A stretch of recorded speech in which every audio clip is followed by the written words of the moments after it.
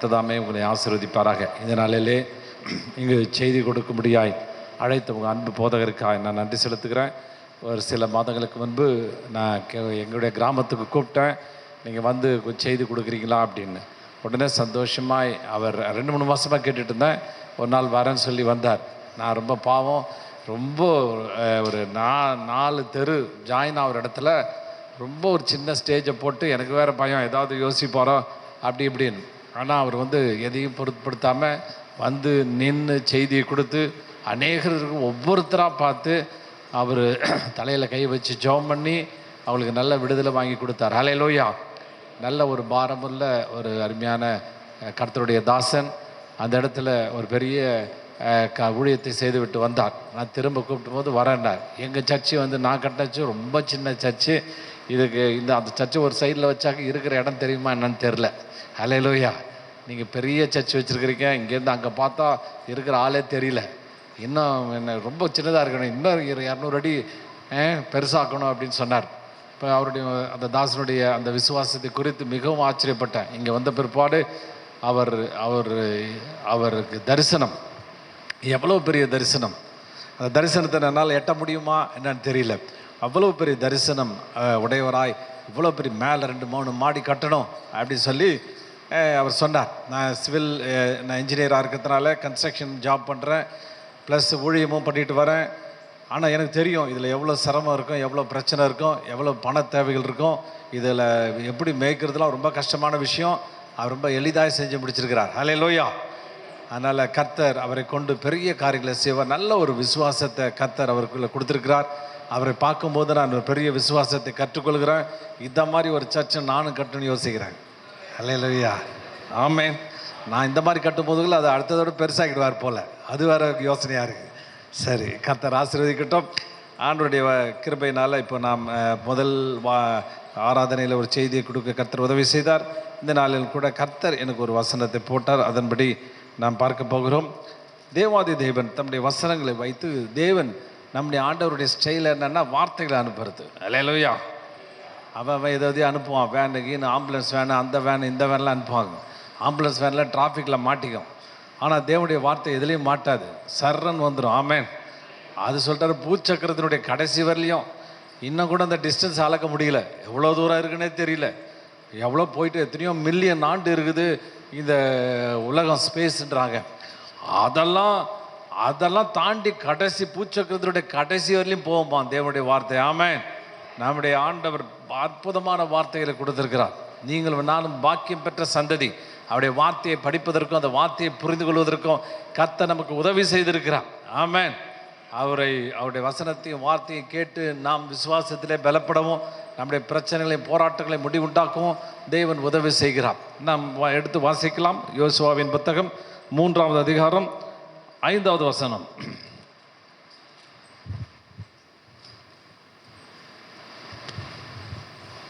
யோசுவா ஜனங்களை நோக்கி, உங்களை பரிசுத்தம் பண்ணிக்கொள்ளுங்கள், நாளைக்கு கர்த்தர் உங்கள் நடுவிலே அற்புதங்களை செய்வார் என்றான்.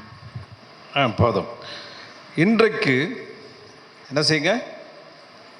பரிசுத்தம் செய்து கொள்ளுங்கள், நாளைக்கு உங்கள் நடுவில் அற்புதம் செய்தார். ஆமென். ஹல்லேலூயா. ரொம்ப சிம்பிளாக முடிச்சிட்டார் பாயிண்ட்டை.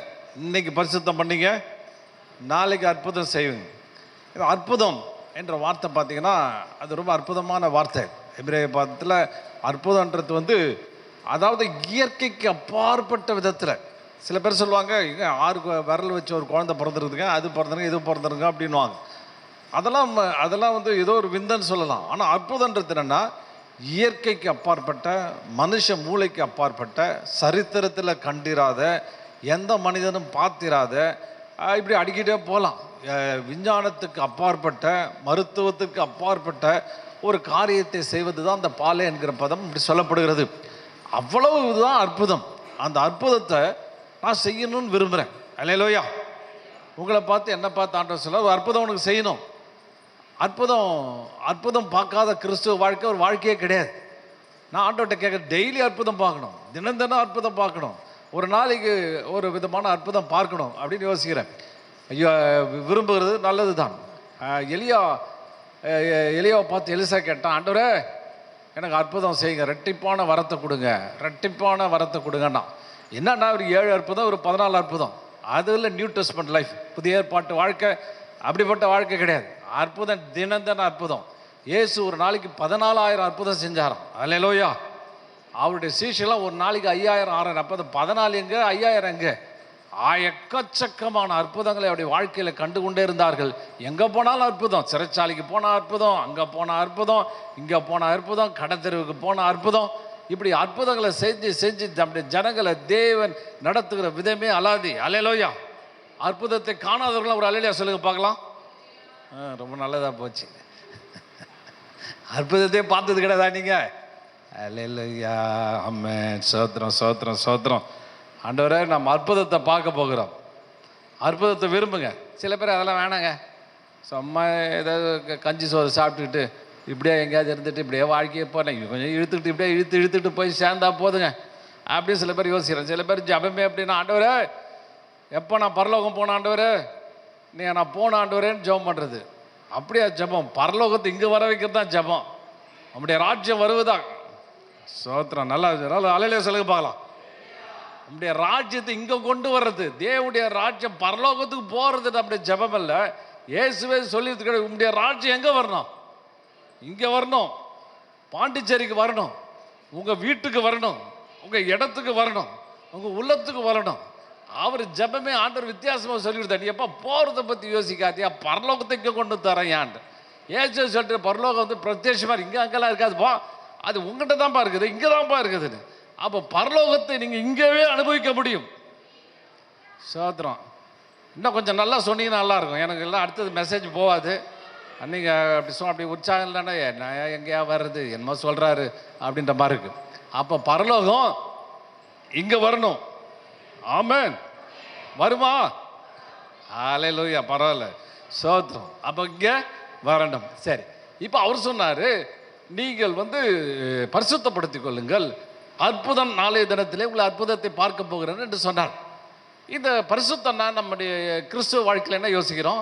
பரிசுத்தம்னா நல்லவனாக இருக்கணும், ரொம்ப இதாக இருக்கணும். இவர் ரொம்ப நல்ல மனுஷனுங்க, அவர் வந்து ஒருத்தருக்கும் ஒரு இதுவும் செய்ய மாட்டார், அவர் ரொம்ப இது அதிர்ந்து பேச மாட்டார், ரொம்ப அமைதியானவர், எப்பயுமே அவர் வந்து அவர் வர்றதும் தெரியாது போகிறதும் தெரியாது, அப்படியே செய்வார், ரொம்ப நல்ல மனுஷங்கன்னு. சரி, அது ஒரு அற்புதம் தான், அது வந்து ஒரு பரிசுத்தம் தான். எந்த தப்பும் செய்ய மாட்டார், எந்த பாவத்தையும் செய்ய மாட்டார், அதையும் செய்ய மாட்டார், எதையும் செய்ய மாட்டார். அதே மாதிரி எந்த வேலையும் உருப்படியாகவும் செய்ய மாட்டார். அல்லேலூயா. ஆள் நைஸு, ரொம்ப நைஸ் பர்சன், ரொம்ப சாஃப்டான மிருதுவான ஆள், போட்டு இட்லியாக சுட முடியும். அல்லேலூயா. ஆனால் வேதாகமத்தில் இந்த பரிசுத்தன்ற வார்த்தைகளை பல வேற நேரங்களெல்லாம் அவர் உபயோகப்படுத்துகிறார்கள். பரிசுத்தம்னா ஜீவியம் பரிசுத்தம், அதில் எந்தவித ஆட்சேபனும் இல்லை. நீ திருந்தணும், ஒழுக்கமாக வாழணும், நல்லா வாழணும், எல்லாருக்கும் உதவி செய்யணும் அப்படின்னு சொல்கிறதுல எந்த சந்தேகமும் கிடையாது. ஆனால் பரிசுத்தம் என்கிற வார்த்தை என்னன்னா, உன்னை கொண்டு அற்புதம் செய்கிறதுக்கு உன்னை தயார்படுத்துகிறதுன்னு இன்னொரு அர்த்தமும் சொல்லப்படுது. அல்லேலூயா. கோடேஷ் அப்படின்ற எபிரேய பதம், கோடேஷ் என்ற எபிரேய பதம் என்ன சொல்லுதுன்னா, செட்டப்பார், பிரித்தெடு, அப்போ கொண்டு போய் வெளியே போ, அவரை தனியாயிடு, மற்ற ஜனங்க மாதிரி இல்லை, இவன் விசேஷ ஆள், இவனை என்னுடைய கரத்தினுடைய என்னுடைய அற்புதங்களை செய்யும்படி, என்னுடைய தன்மையை வெளிப்படுத்தும்படி, நான் யார்னு இந்த உலகத்தில் நிரூபிக்கும்படி இவனை தெரிந்து கொண்டேன். அல்லேலூயா. உன்னை என்னைய சும்மா ஏதோ வந்து பாயை தேய்ச்சிட்டு போகிறதுக்கு, ஏதோ ஒரு 2 இதை பேசிட்டு, ஏதோ வசனம் கேட்டோமா வார்த்தை கேட்டோமா போய் பிரியாணி சாப்பிட்டு தூங்குறதுக்கு இல்லை. அல்லேலூயா. ஆண்டவர் உன்னை தெரிந்தெடுத்ததற்கு, ஆண்டவர் உன்னை பிரித்தெடுத்ததற்கு, அவருடைய தன்மையை வெளிப்படுத்துவதற்கு, அவருடைய வல்லமையை வெளிப்படுத்துவதற்கு, அவர் தம்முடைய அதிகாரத்தை மூலமாய் நிரூபித்து, இவர் வணங்குகிற தேவன் தான் உண்மையான தேவன், இவர் வணங்குகிற தேவன் தான் அற்புதம் செய்கிற தேவன், இவர் வணங்குகிற தேவன் தான் சுகமளிக்கிற தேவன், இவர் வணங்குகிற தேவன் தான் பெரிய காரியங்களை செய்கிற தேவன், இவர் ஒருவரே தேவர்களுக்கு அப்பாற்பட்டவர் என்பதை இந்த உலகத்தில் நிரூபிக்கும்படியாய் உங்களையும் என்னையும் அவர் தெரிந்தெடுத்திருக்கிறார். அல்லேலூயா. பரிசுத்தமாய் வாழ்வது, அதில் எந்த ஆட்சேபனும் கிடையாது. பரிசுத்தமாக வாழணும், கரெக்டாக இருக்கணும், நல்லவனாக இருக்கணும். நிறைய பேர் சொல்லுவாங்க ரொம்ப நல்லவங்க, ஆனால் வல்லவன் கிடையாதுங்கன்னு வாங்க. ஆனால் இந்த வேதம் என்ன சொல்லுது? நல்லவன் வல்லவன் பிரிக்குது தமிழ் வார்த்தை. ஆனால் வேதம் என்ன சொல்லுது? நீ நல்லவனாக இருக்கிறது மாத்திரமல்ல, வல்லவனாகவும் இருக்கணும். அல்லேலூயா. ஏதோ வருவாருங்க, போவாருங்க, ஏதோ இப்போ வாழ்க்கை நடத்துனாருங்க, நல்ல ஏதோ போயிட்டாருங்க அப்படின்றது இல்லை வாழ்க்கை. உன்னை கொண்டு ஆண்டவர் அற்புதங்களை செய்யும்படி விரும்புகிறார். ஆமென். ஜனங்களை அவர் தேடிட்டு இருக்கிறார். அங்கே உலகத்துக்கு முன்னாடி நிரூபிக்கணும், உலகத்துக்கு முன்னாடி காமிக்கணும், உலகத்துக்கு முன்னாடி அவர் நிரூபித்து காண்பிக்கணும். ஏன் அவர் தேவன் உயிரோடு இருக்கிறார். அந்த உயிரோடு இருக்கிறார் எப்படி நிரூபிக்கிறது? எப்படி அவர் நிரூபிக்கிறது? அவரே நிரூபிக்க முடியாது. அதுக்கு தான் என்னையும் செலக்ட் பண்ணியிருக்கிறார். இந்த உலகத்தை படைச்சு உன் கையில் கொடுத்துட்டாக்க நீ பர்மிஷன் கொடுத்தாதான் அவர் வருவார். Is a gentleman. அவர் ரொம்ப ரொம்ப டீசெண்டானவர். அவர் சில வலைதேர்வுக்கிட்ட இருக்கிறார். அவர் பிள்ளைகளை அவரை அழைத்து, ஆண்டவரே இந்த அற்புதத்தை செய்யுங்கன்னு உங்களை தயார்படுத்துவது, உங்களை மேலே நிறுத்துவது, உங்களை கொண்டு செல்வது, அதுதான் அவருடைய வேலை. ஹல்லேலூயா. அப்போ முதல் 2 பரிசுத்தமாக பிரிச்சிடறேன். ஒரு பரிசுத்தம் உங்கள் உள்ளான ஜீவியத்தினுடைய பரிசுத்தம், உள்ளான பரிசுத்தம். அதோட ஓரம் வச்சுடுங்க, அதை பற்றி பேச வரல. நான் பேச வேண்டியது சாதிக்க வேண்டிய பரிசுத்தம். ஹல்லேலூயா. அற்புதம் செய்யணியா, உன்னை ரெடி பண்ணணியா, உன்னை கொண்டு வரணியா, உன்னை கொண்டு காரியங்களை செய்யணியா, அதுக்கு உன்னை தயார்படுத்தும்படி பரிசுத்தப்படுத்திக் கொள்வது அடுத்த விதமான பரிசுத்தம். ஹல்லேலூயா. யோர்தான் ஆறு ஓடிக்கிட்டு இருக்குது.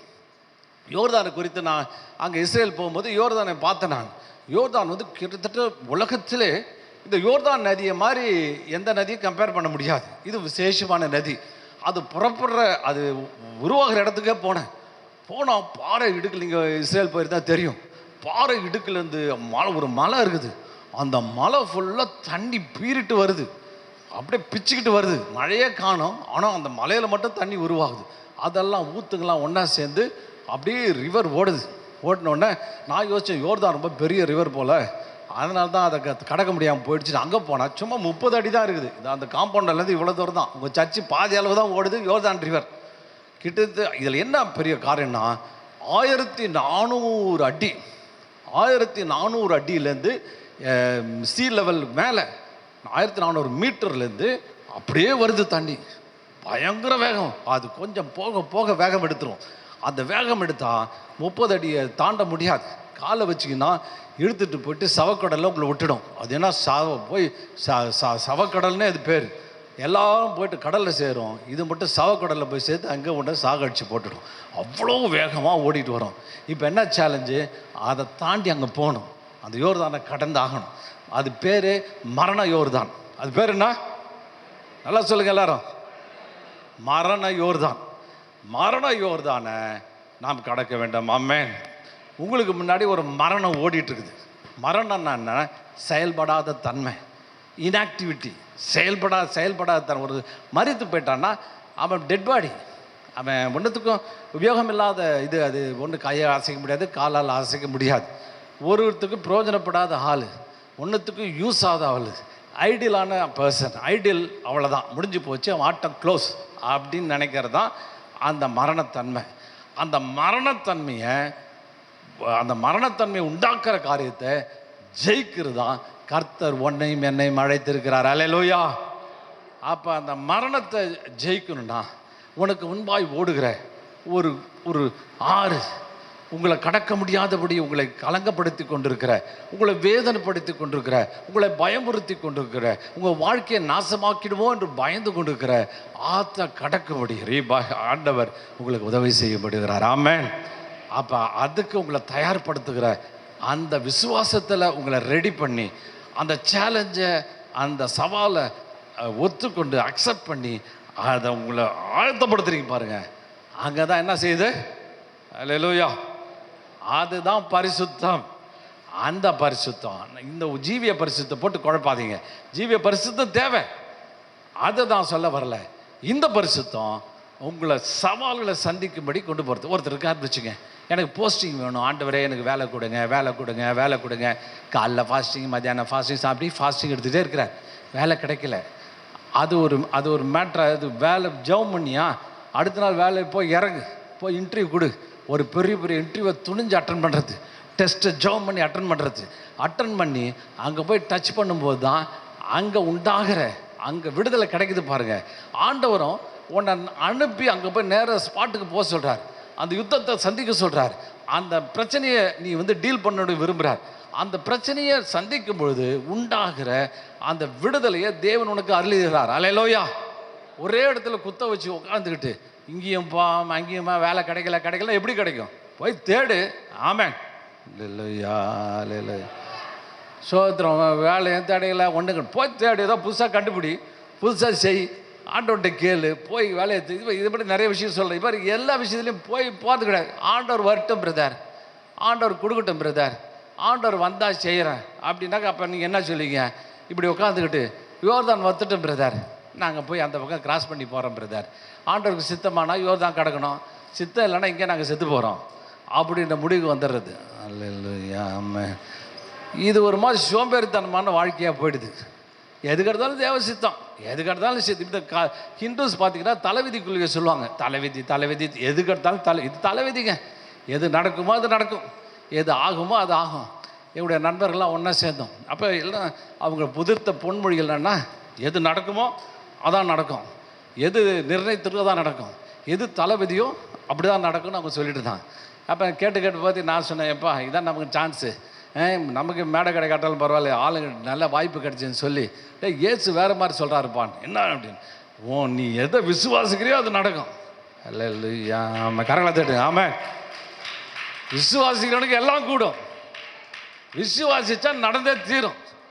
உன் தலையெழுத்து உன் விசுவாசத்தின் அடிப்படையில், உனக்கு விடுதலை உன் விசுவாசத்தின் அடிப்படையில், உன் ஜெயம் உனக்கு விசுவாசத்தின் அடிப்படையில், உடைய வியாதியுடைய ஆரோக்கியம் உன் விசுவாசத்தின் அடிப்படையில்.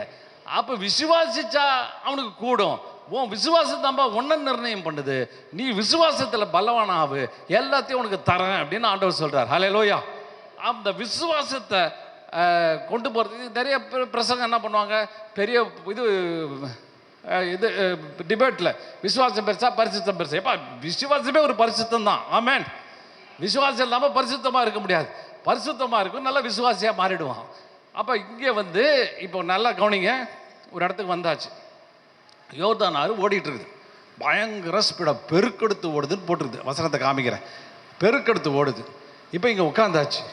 ஆண்டவர் ஜோஷுவா மூலியமா ஆண்டவர் சொல்கிறாரு, இன்றைக்கு பரிசுத்தப்படுத்துங்க, உங்களை பரிசுத்தப்படுத்திங்க, நாளைக்கு அற்புதம் நான் செய்ய போகிறேன்.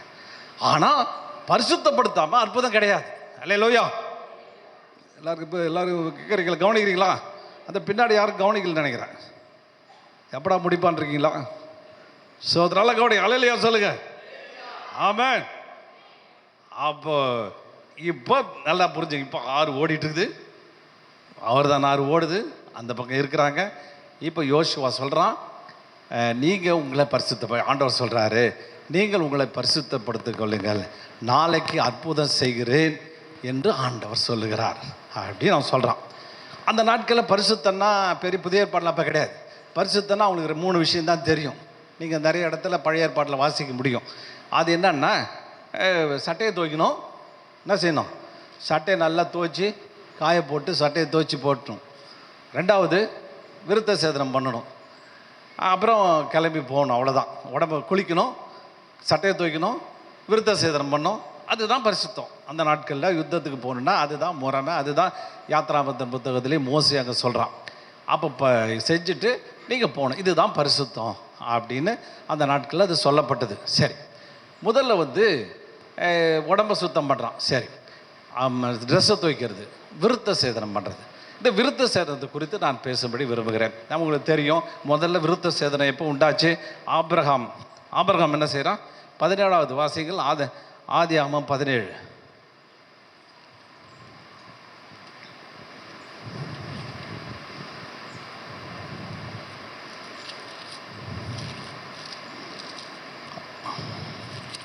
ஆதியாகமம் 17 ஆபிரகாம் 99 வயதான போது கர்த்தர் ஆபிரகாமுக்கு தரிசனமாகி, நான் சர்வ வல்லமையுள்ள தேவன், நீ எனக்கு முன்பாய் நடந்து கொண்டு உத்தமனாயிரு.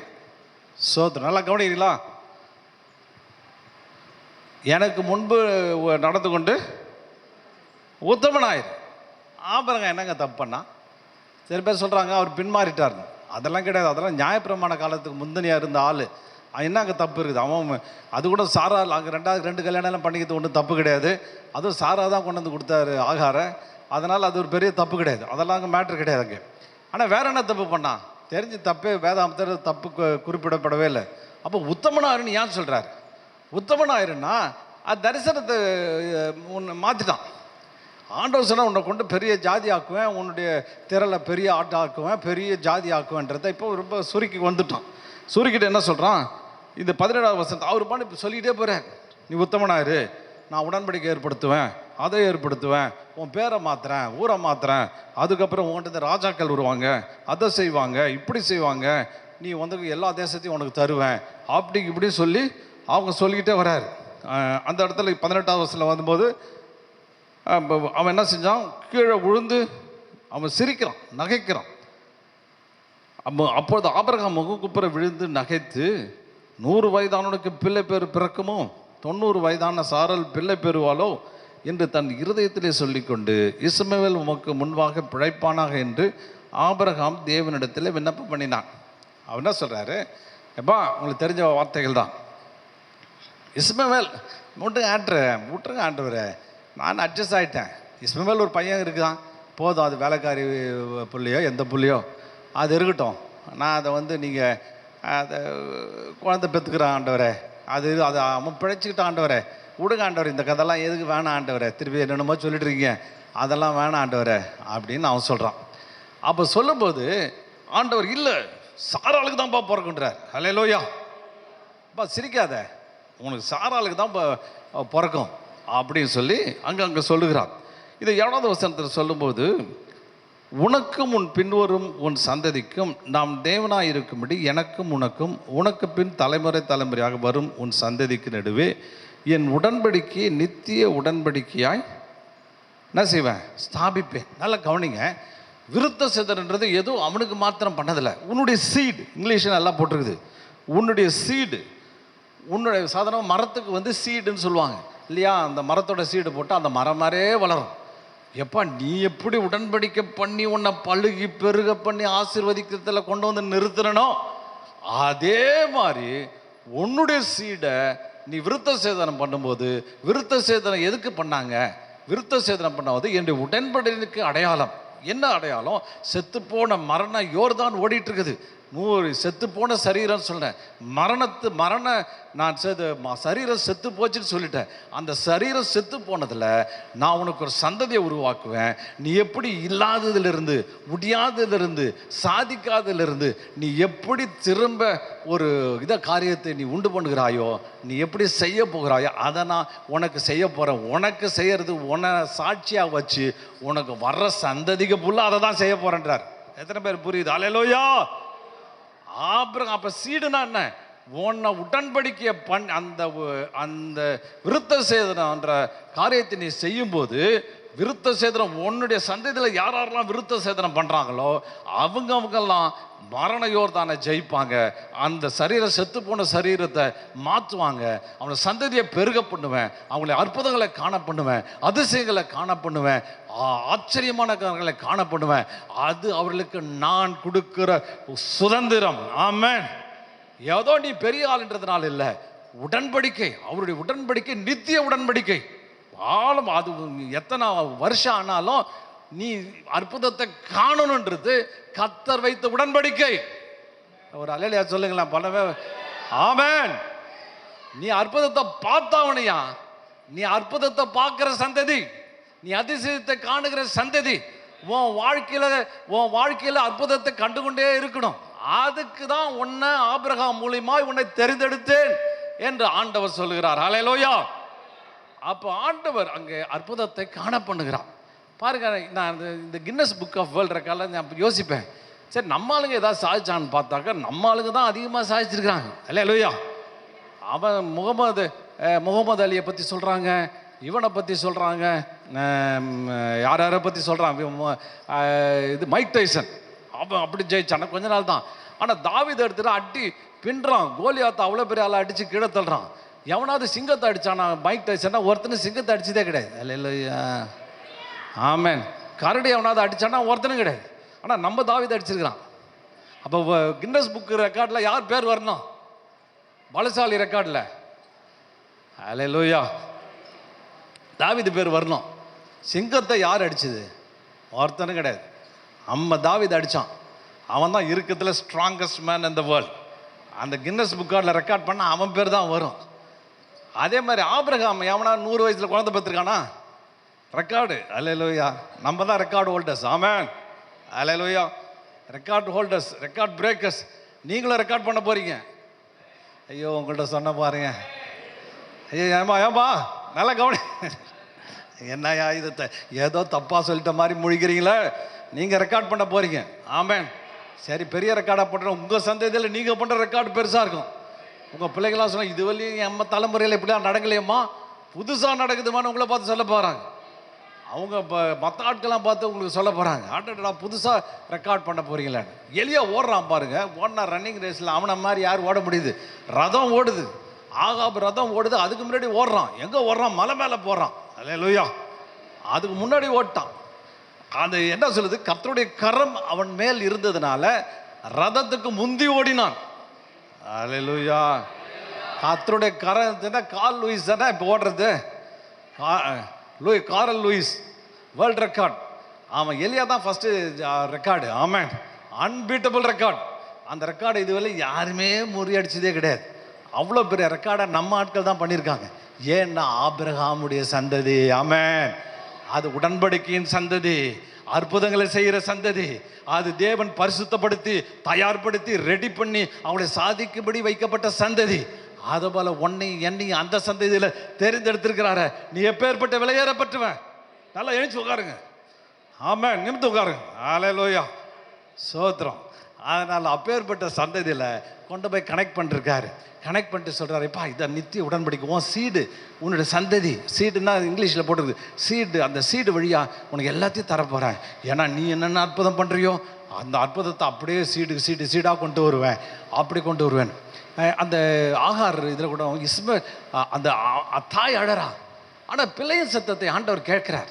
ஏன் கேட்குறார் பிள்ளையின் சத்தத்தை அப்படின்னா, அது ஆபிரகாமுடைய சீடு. அல்லேலூயா. அப்படின்னா என்ன அர்த்தம்? நீ அழுதா பரலோகம் கேட்கும், மற்ற அழுதா கேட்காது. இஸ்ரவேல் ஜனத்தை பற்றி சொல்லும்போது அவர் முகுந்த உபத்தில் பெருமூச்சு அவர் கேட்டார். என்னதான் ஏன் பெருமூச்சு விடுறான்? என்ன உலகத்தில் பார்த்தீங்கன்னா எவ்வளோ கஷ்டப்படுறான், எவ்வளோ வேதனைப்படுறான். அவன் அதே இதில் இருந்து செத்து போகிறான். ஆனால் நமக்கு அப்படி கிடையாது. நம்ம அப்படி தெரிந்தெடுத்துக்கல. அல்லேலூயா. நீ பெருமூச்சு விட்டு அழுதா பரலோகத்துக்கு போயிடும். ஏன்? நீ ஆபிரகாமுடைய சந்ததி. கரங்களை தட்டி ஒரு முறை அல்லேலூயா சொல்லுங்க. அல்லேலூயா. நான் சந்தோஷமா தட்டுங்க. நிறைய பேர் சொல்றான் அழுதேன் உடனே இது நடந்துச்சு. காரணம் அழுகிய பரலோகம் கேட்குதியா? பரலோகத்துக்கு போதியா? அது எல்லார் அழுகையும் போகாது. ஏன்னா சந்ததியினுடைய வித்து, அந்த வித்து மூலியமா நீ வந்திருக்கிற. உன் அழுகிய பரலோகம் டக்குன்னு எப்பா நம்ம ஆளு நம்ம புள்ள இங்கே அழுதுப்பா. எந்த தகப்பனாவது தாய் பார்த்தீங்கன்னா 100 பேருக்கு குழந்தைங்க அழுதாலும் ஒரு குழந்தை அழுதுச்சுன்னா உடனே தெரிஞ்சிடும். எல்லா குழந்தைகிட்ட கண்டுவே கண்டுக்காது. தான் குழந்தை அழுதுச்சுன்னா பறந்து போய் தூக்கிட்டு வரும். ஏன்னா அந்த அழுகையின் செத்த தாய்க்கு தெரியும். அதுபோல உன்னை முத்தரிச்ச உடன்படிக்கை பண்ண சந்ததியை தேவன் பரலோகத்தில் எழுதி வைத்திருக்கிறார், ரெக்கார்ட் பண்ணி வைத்திருக்கிறார். ரெக்கார்ட் பண்ணி வைத்த இந்த குழந்தை நம்ம புள்ள அழுதியா, பரலோகம் அலர்ட்டாவுங்க, இறங்குங்க உங்க சேனைகளை அப்படின்னு இறங்கி உங்களுக்கு கிரியை செய்யும்படி தேவன் விரும்புகிறார். ஆமென். ஹல்லேலூயா. நாம் அற்புதங்களை எதிர்பார்ப்போம், பெரிய காரியங்களை எதிர்பார்ப்போம். கர்த்தர் உதவி செய்வார். அந்த 10வது வசனத்தில் வாசிக்கும் பொழுது வாசிங்க. இனி பேர் உனக்கு எனக்கும் உங்களுக்கும் உனக்கு பின்வரும் உன் சந்ததிக்கும் நடுவே உண்டாகிறதும் நீங்கள் கைக்கொள்ள வேண்டியதுமான என் உடன்படிக்கை என்னவென்றால், உங்களுக்குள் பிறக்கும் சகல ஆண் பிள்ளைகளும் விருத்த சேதனம் பண்ணப்பட வேண்டும். போதும் நல்லா கவனிங்க. இந்த சந்ததி இந்த உடன்படிக்கை ஆபிரகாமே உன் கூட நிறுத்தலப்பா. இந்த உடன்படிக்கை ஒரு சந்ததியோட பண்ணிடுறேன், உன் சந்ததியோடு அப்படியே தொடர்ந்து பண்ணிடுறேன். அந்த சந்ததிக்கெல்லாம் நான் செய்யறதுக்கு ரெடியாக இருக்கிறேன். இது டைம் நித்திய உடன்படிக்கைன்றது வேற, சாதாரண இது இட்ஸ் எட்டர்னல் உடன்படிக்கை. பரலோகத்துக்கு போய் இந்த உடன்படிக்கை பூமி அழிஞ்சு உலகமே அழிஞ்சு போனாலும் எது இருந்தாலும் அந்த உடன்படிக்கை மாறவே மாறாது அப்படின்னு சொல்கிறார். சரி, இங்கே நான் சீக்கிரமாக போக முடியும். முதல்ல ஆபிரகாம்ன்ற பேரை ஆபிரகாம் அப்படின்னு மாத்துறாரு. ஆபிரகாம் எதுக்கிட்ட இந்த உடன்படிக்கை விருத்த சேதனம் என்னன்னு நான் சொல்லபடி விரும்புகிறேன். அப்போ ஆபிரகாம் மாத்துறார். அது உங்களுக்கு தெரியும். ஆபிரகாம்னா ஹை ஃபாதர், நல்லா மதிக்கக்கூடிய ஃபாதர், எல்லாரும் ரெஸ்பெக்ட் பண்ணுற ஃபாதர். எல்லாமே அவர் போகும்போது அப்பா தான் கூப்பிடுவாங்க. அப்பா வந்துட்டார்னா ஒரு ரெஸ்பெக்ட், ஒரு ஒரு ஹானர். இவர் அப்பா எங்களுக்கெல்லாம் அப்பா, ஏன் நான் சாப்பாடு போகிறான், அது போகிறான், வேலைக்காரங்களுக்கு எல்லாருக்கும் போஷிக்கிறான், அதனால ஹை ஃபாதர் அப்படின்னு அவர் சொல்கிறார். அந்த ட்ரெண்டை மாற்றுறார். மாற்றிட்டு என்ன சொல்கிறாரு, ஜாதிகளுக்கு தகப்பன், இனி உன் பேர் ஆபிரகாம் அப்படின்னு கூப்பிடு அப்படின்னு அழைப்பாயாக அப்படின்ட்டார். அப்படின்னா நான் அப்படியே பல ஜாதிகளுக்கு. அவன் ஏன் சிரிச்சானா, நான் ஒன்றே வச்சுக்கிட்டு அவஸ்தைப்பட்டுருக்கேன், இவர் வேறு பல ஜாதின்றார, பல பிள்ளைங்க வருதுன்றார, எது வருதார அப்படின்னு அவனுக்கு ஒரு சிரிப்பு. அப்புறம் சாரால வந்து பேரை மாத்திரம் சாராயை வந்து சாரால் மாத்திரம், அப்படின்னா இளவரசின்னு அர்த்தம். அல்லேலூயா. உங்கள் மனைவியை பார்த்து அவன் பாருங்கள் எவ்வளோ அழகாக கூப்பிட்டுருக்கான், இளவரசின்னு கூப்பிட்டுருக்குறான். அல்லேலூயா. சோத்திரம். உங்கள் இளவரசி எங்கே இருக்கு பிரதர்? வந்திருக்காங்களா? இளவரசி வந்திருக்காங்களா? சரி, நீங்கள் போய் இனிமேல் இளவரசின்னு கூப்பிடுங்க, வயசுலாம் கம்மியாகிடும். அல்லேலூயா. என்னங்க ஒருத்தர் சில பேர் சொன்னார், எங்க கிளவரசி அதை போய் இளவரசின்றீங்களே, கிளவரசியாக இருந்தாலும் இளவரசியான்னு சொல்லுங்கள். இளவரசின்னு சொல்லும்போது அவங்களுக்கு இளமை பூத்து குணுங்கும். அப்போ இளவரசின்னு கூப்பிடு. அப்போ 2 பேரும் கூப்பிட்டுக்கிறாங்க. நான் இப்படி ஒரு கற்பனை, எங்கே எழுதுறதுலாம் கேட்காதீங்க. அவங்க கூப்பிட்றாங்க, ஆபிரகாமே அப்படின்றார். பல ஜாதிகளுக்கு தகப்பனே அப்படின்னு கூப்பிட்றாங்க. நமக்கு இப்போ ஆபிரகாம்னே பேர் அர்த்தம் தெரில, இப்படி சொல்கிறேன், பல ஜாதிகளுக்கு தகப்பனே எங்கே இருக்கீங்க அப்படின்னு சாரால் கேட்குறாங்க. உடனே இவர், இளவரசி, உன்னதமான இளவரசி, உத்தமியே, நான் இங்கே இருக்கேன்றார். கேட்டாக்க சுற்றி இருக்கிற 2000 வேலைக்காரங்க என்ன நினைப்பான், ஏதோ பாவம் மரம் கழண்டுடுச்சு, புள்ள இல்லாதனால ஏங்கி இது இளவரசின்றதும் அவனால் கேட்க முடியல, தாங்க முடியல. அவன் இளவரசின்றதும் நோபலுமன், உன்னதமான இளவரசியே, உன்னதமான பெண்ணு இவன் கூப்பிட்றதும், அவன் வந்து பல ஜாதிகளுக்கு தகப்பன்னு அவங்க சொல்கிறதும், இவங்க வந்து எல்லாம் சிரிக்கிறாங்க, எங்கே போனாலும் சிரிக்கிறாங்க. ஒரு நாள் ஆபிரகாம் என்ன செய்கிறான், அல்லேலூயா, கதை சொன்னாலும் கேட்பீங்களே. ஆபிரகாம் என்ன செய்கிறான், அந்த சரி சாரால் என்ன செய்கிறான், கூடாரத்தில் வெயிட் பண்ணுறான். அவன் ஆபிரகாமுக்கு பிடிச்ச ஆப்பம் பாயா ரெடி பண்ணியிருக்கிறான். ரெடி பண்ணி ஆபிரகாம் வருவாருன்னு பார்த்தா ஆபிரகாமை காணோம். ஐயோ, அவர் பசி தாங்க மாட்டாரே, ரொம்ப நேரம் ஆச்சு, மத்தியானம் தான் சாப்பிட்டு போனாரே, எங்கே போய் போனேன்னு அதை சரி நம்மளால் கொண்டு போயிட்டு ஆப்பம் பாயாவை கொண்டு போயிட்டு நம்ம கொடுப்போம், ஆபிரகாம் கொடுப்போம் அப்படின்னு சொல்லிட்டு வெளில போய் கேட்குறாரு. இந்த பல ஜாதிகளுக்கு தகப்பனை பார்த்தியா அப்படின்னு வேலைக்காரன்ட்ட கேட்குறாங்க. வேலைக்காரெலாம் சிரிப்பு அடக்க முடியல. பல ஜாதிகளுக்கு தகப்பனை பார்த்தியான்னு கேட்டுக்கிட்டே போகிறா. நாங்கள் பார்க்கலறாங்க. தேடிக்கிட்டே போகிறாங்க. அங்கே பார்த்தா ஒரு பாறை இருக்குது. அந்த பாறைக்கு பின்னாடி சாஞ்சிக்கிட்டு அவர் வந்து 25,436 25,437 எண்ணிட்டு இருக்கிறார். இது என்னடா ஆச்சு, குழந்தை இல்லாமல் இவர் ஏதோ மண்டைக்கிட்ட குழம்பிடுச்சா, அப்படி ஆயிடுச்சா இப்படி ஆச்சு சொல்லிட்டு அவங்கள போய்ட்டு, ஆபிரகாமை பல ஜாதிகளுக்கு தகப்பனை என்ன பண்ணுறீங்கன்னு. ஒன்றும் இல்லைம்மா, ஆண்டவர் சொன்னார், உன் வானத்து நட்சத்திரத்தை மாதிரி உன்னால் நட்சத்திரத்தை என்ன கூடுமான எண்ணு, அப்படியா திரளாவும் சந்ததி ஆசீர்வதிப்பேன்னு சொன்னார் இல்லையா. அதனால் என் ஜாதி என் சந்ததி எவ்வளோ இருக்குன்னு எண்ணிட்டு இருக்கிறேன். சாயந்தரம் என்ன ஆரம்பித்தேன், 25,437 வந்துடுச்சு அப்படின்னு. அப்படியா? உடனே ஒரே சிரிப்பு. இன்னும் என்னன்னாக்கா, நீ கொஞ்சம் தான் என்ன, இந்த பக்கம் இல்லை இந்த சைடு. உடனே சாரால் சொல்கிறா, ஏங்க ஒன்று செய்யுங்க, நீங்கள் இந்த பக்கம் எண்ணுங்க, நான் இந்த பக்கம் எண்ணுறேன்.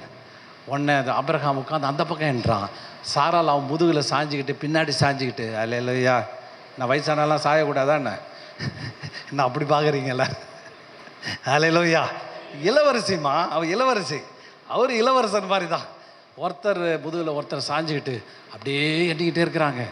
லட்சங்கள் போகுது, லட்சத்தெல்லாம் எண்ணிக்கிட்டே இருக்கிறாங்க. திடீர்னு பார்த்தா நட்சத்திரத்தையே காணும். ஏன், இப்போ பொழுது விடிஞ்சிச்சு, சுத்தமாக விடிஞ்சிச்சு, நட்சத்திரத்தை காணும், எல்லாம் முடிக்கிறாங்க. அவர் சொல்கிறார், ஆபிரகாம் நாளைக்கு வந்து மிச்சத்தை எண்ணலாம் அப்படின்னு. அல்லேலூயா. ஐயோ, இடியாப்பம் பாயா ஆறி போச்சேன்னு. அது ஆறுனா பரவாயில்ல, மனசெல்லாம் நிறைஞ்சிருக்குது. தேவன் எவ்வளவு பெரியவர், தன்னை உடன்படிக்கை பண்ணியிருக்கிறார். நாஃப்டா சாதாரண மனுஷன், சாதாரண ஒரு மனுஷன், 90 வயசான மனுஷன், என்னை அந்த ஆபிரகாமை உன் சந்ததியை பெருசாக்கும்னு எனக்கு ஒரு அக்ரிமெண்ட் போட்டு கொடுத்துருக்கிறார். அக்ரிமெண்ட் போட்டவர் யார்? நட்சத்திரங்களை உருவாக்கின தேவன், அண்ட சராசரங்களை உருவாக்கினவன், பெரிய பெரிய காரியங்களை செய்த தேவன், ஒரு நொடியிலே உருவாக்கின தேவன். அவர் செஞ்சு கொடுத்துருக்கார். 2 பேருக்கும் மனசெல்லாம் நிறைஞ்சு ரொம்ப சந்தோஷமாக திரும்பி வராங்க. இதுதாங்க விசுவாசம். விசுவாசம் என்பது என்ன? உள்ளத்தின் ஆழத்தில், மேலோட்டமானதல்ல விசுவாசம். விசுவாசத்தில் உள்ளே போய் யோசித்து எண்ணி எண்ணி துதிச்சு அந்த கற்பனையில் கொண்டு வந்து நான் பல ஜாதிகளுக்கு தகப்பேன் அப்படியே சந்ததியை அப்படியே கண் எதிர பார்க்கறது தான் அந்த விசுவாசம். அந்த விசுவாசத்துக்குள்ளே போகிறான். அதுதான் விருத்த சேதனம். ஆமென். எத்தனை பேர் புரியுது? ஹல்லேலூயா, ஹல்லேலூயா. அப்போ இது ஒரு நகைப்பு. அவளுக்கிட்ட வராங்க, ஆண்டவர் அங்கேயே ரெடி பண்ணுறார். அங்கே உங்களுக்கு தெரியும், அடுத்த 18ஆம் அதிகாரத்தில் வர்றார். அவளும் நகைக்கிறான்.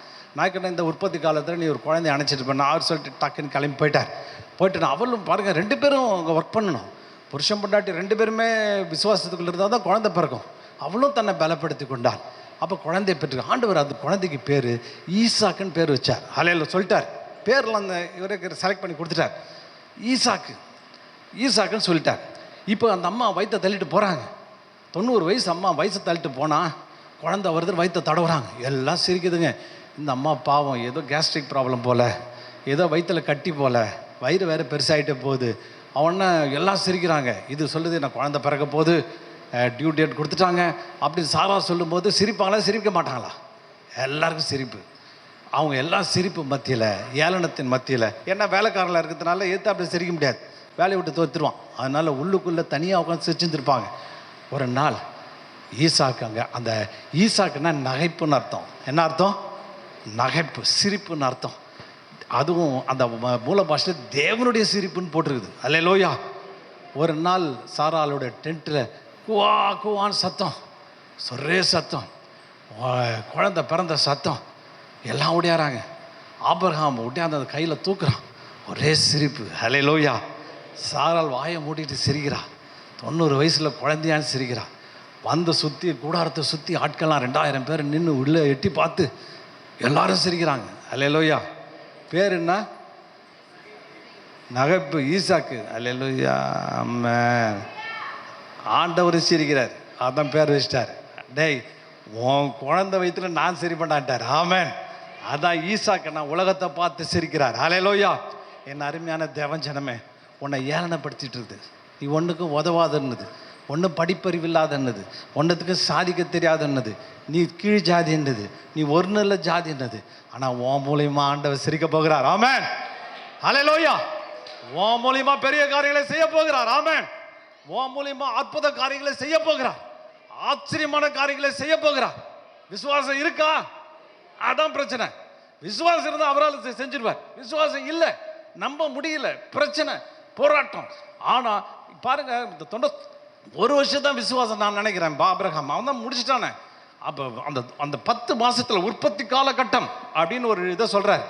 உற்பத்தி காலகட்டத்தில் உன்னை விசுவாசத்தை வளர்த்துக்கிட்டீங்கன்னா உன்னால் சாதிக்க முடியாத காரியம் ஒன்றுமே இல்லை. கரங்களை தட்டி கத்த நன்றி செலுத்துவோம். ஆமென். என் புள்ள பிரச்சனை, அந்த பிரச்சனை, உடம்பு பிரச்சனை, அது சூழ்நிலை பிரச்சனை, இது இல்லை அது இல்லை, இல்லை, எல்லாத்தையும் நீ மாற்ற போற. உன் விசுவாசம் மாற்ற போகுது. ஆமென். அல்லேலூயா. ஆச்சரியமான காரியம் நீ செய்ய போகிற. அல்லேலூயா. ஒரு அம்மா என்கிட்ட சில சாட்சி கேட்ட ரொம்ப ஆச்சரியமா இருக்கும். அந்த அம்மா ஒரு ஹிந்து பையனை கல்யாணம் பண்ணிச்சு. அது ஒரு பொண்ணு, ஏதோ ஒரு பையனை கல்யாணம் பண்ணிச்சு. அந்த அம்மா வந்து மாமியார் வந்து ஒரு பெரிய மோசமான இது. அவங்க வந்து பையனை கூப்பிட்டு, டேய் பாடுறா, அவன் பொண்டாட்டி பண்ணுறத பாடுறா, முக்காடை போட்டுக்கிட்டு ஓன்னு அழுகுறா. இந்த மாதிரி ஜபம் அப்படி தான் பண்ணும். ஓன்னு அழுதுன பாடுற, வீட்டை இழவு வீட்டாகிட்டா, உட்காந்து ஓன்னு அழுகுறான்னு சொல்லிட்டு அது தலையில் அடிச்சுட்டு வீடு ஏனோ செத்து போன மாதிரி இது பண்ணுறா. இது என்னடா ஜபம், இது என்னடா இப்படி அழுகுத்தான் ஜபம் மாடான்னு ஒரே கிண்டலும் கேலியும். இதுக்கு ஆண்டவரே இந்த மாமியார் எடுத்துக்கொள்ள மாட்டீங்களான்னு அந்த அம்மா வேறு ஜபம். திடீர்னு இது இப்படி போயிட்டு இருக்குது. ஒரு நாள் திடீர்னு சத்தம். அந்த அம்மா நடந்து வரும்போது ஒரு 2 கல்லுகள் நடுவில் காலை விட்டாங்க. காலை விட்டோன்னு அம்மானு விழுட்டாங்க. வந்தோடனே இந்த அம்மா மருமக போய் பார்த்தோன்னா ஒரே சந்தோஷம். நேற்று தானே திட்டிட்டு போனேன். சார் நல்ல கால் ஒன்றும் உடையில, உடஞ்ச மாதிரி தெரியலையே, லைட்டாக தானே வீங்கினமாக இருக்கும். அப்புறம் எல்லாம் சேர்ந்து காலை எடுத்து விட்டாங்க. கால் எடுத்துட்டா கால் உப்பிக்கிட்டு இருக்குது. உப்புன ஒன்று கொண்டு வந்து போட்டாங்க. இதுக்கு உள்ளுக்குள்ளே சந்தோஷம். என்னம்மா இது, என்ன மாமி, அத்தை வலிக்குதா அத்தை? அம்மா ரொம்ப வலிக்குதுமா. உள்ளுக்குள்ள இதை முறிச்சிச்சா? இல்லைம்மா.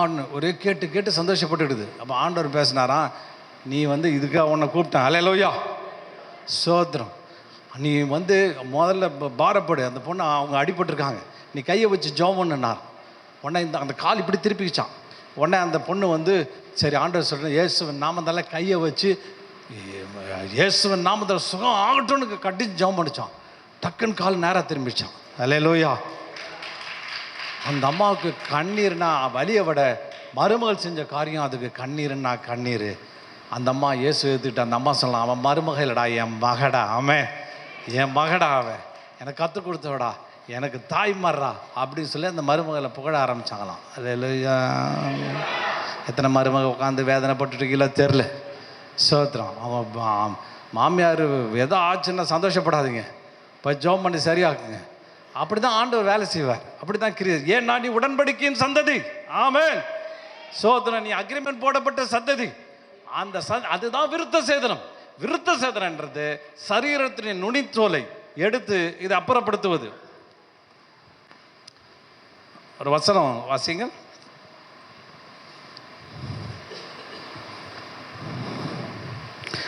உபாகமத்தின் புத்தகம் 10:16.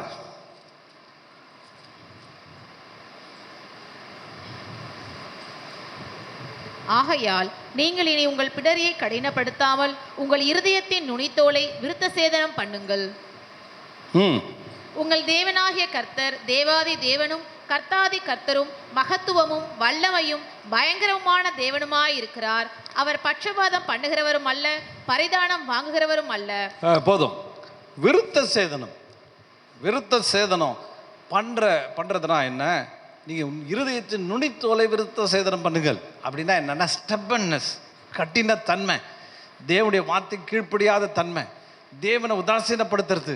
ரெண்டாவது, அவர் சொல்கிற வார்த்தைக்கு கேட்கறதில்ல, அவர் எதை செய்கிறதும் கேட்கறதில்ல, அவர் சொல்கிறது எதையும் கேட்கறதில்ல. அப்படின்ற அந்த நுனித்தோலை கட் பண்ணிட்டு நீங்கள் வந்து தேவன் சொன்ன உடன்படிக்கை, அல்லேலூயா, தேவன் ஆண்டவருக்கு ஆபிரகாமுக்கு சொல்கிறார், உன் சந்ததியை பெருக பண்ணுவேன், உடன்படிக்கை மூலமாய் பரிசுத்தப்படுத்துகிறேன், உன்னை பரிசுத்தமாக்கி கொள்ளு. அந்த பரிசுத்தமாக்கி கொள்ளும் போது உனக்கு நான் அற்புதத்தை செய்வேன். ஆமென். அவங்க விருத்த சேதனம் பண்ணுறாங்க. நாம் எப்படி விருத்த சேதனம் பண்ணுறது? நாம் இருதயத்தின் நுனித்தோல். ஆமென். அந்த முரட்டு தடத்தை எடுத்து போடுங்க, அந்த கீழ்ப்படியாமல் தடத்தை எடுத்து போடுங்க. ஸ்டப்பன்னஸ், முரட்டாட்டம் நடக்காது. உனக்கு இப்படித்தான் நடக்கணும், இப்படி தான் ஆகணும்னு கோடு கிழிச்சிட்டு நீ ஏன் நடந்துட்டு இருக்க பாரு. அப்படி நடக்காது. பரிசுத்த ஆவியானுக்கு விட்டு கொடு. போனா போ, எழுந்துருனா எழுந்துரு, செய்யனா செய். அதுக்கு ஒப்பு கொடுக்கும்போது நீ அற்புதங்களை காணுவாய். ஹல்லேலூயா. நீ அதிசயங்களை காணுவாய். ஆமென். அப்போ அந்த விசுவாசம், அந்த விசுவாசத்தில் அதை நம்ம பரிசுத்தப்படுத்தும் பொழுது அந்த உடன்படிக்கையை நினைத்து, உடன்படிக்கையை புதுப்பித்து, உடன்படிக்கையை திருப்பி புதுப்பிக்கிறது, மனசில் யோசித்து புதுப்பித்து, இந்த உடன்படிக்கையின்படி என்னை புதுப்பிங்கன்னு விசுவாசத்துக்குள்ளே போய் அவன் தன்னை தயார்படுத்தி, சாரனும் தன்னை என்ன செய்கிறார்? பலப்படுத்தி கொண்டால். அல்லேலூயா. கிடைச்சா கிடைக்கட்டும், கிடைக்காட்டா போட்டோம், வந்தா வரட்டும், வராட்டா போட்டோம், நான் இதெல்லாம் என்னால் தாங்க முடியாது, வயசாச்சுன்னு சொல்லலை. அந்த வயசான டைமில் தான் உனக்கு தரேன்னு சொல்லியிருக்கார். அல்லேலூயா. அவ கற்பந்தரிக்க பலனடைந்தால். ஆமென். ஒரு பெயின், ஒரு வலி, ஒரு காரியத்தை நாம் எடுத்துக்கொள்வது அவசியம். திடீர்னு ஒரு புதுசாக செய்யணும்னா ஒரு பெயின் வரும், ஒரு பயம் வரும், ஒரு கலக்கம் வரும். ஆனால் அதை மீறி ஆண்டவர் எனக்கு செய்வார். அவர் இருக்கும்போது நான் எனக்கு பயம் இல்லை. சும்மா பாட்டை பாடிட்டு வீட்டுக்கு போகிறதில்ல. பாட்டை பாட்டு நான் பயப்பட மாட்டேன்னு அங்கே போயிட்டு தெருநாயை பார்த்தா பயந்துட்டு ஓடுறதில்ல. அல்லேலூயா.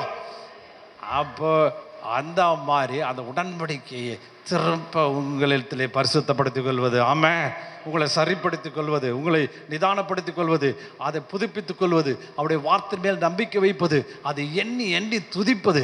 அப்படி செய்யும்போது அந்த உடன்படிக்கை, அவன் பாருங்க, யோசுவா அந்த வசனங்கள்லாம் வாசிச்சா தெரியும். பரிசுத்தப்படுதுன்னா அவர்களை மறுபடியும் விருத்த சேதனம் பண்ணுகிறான், சட்டையை துவைக்கிறான். அல்லேலூயா.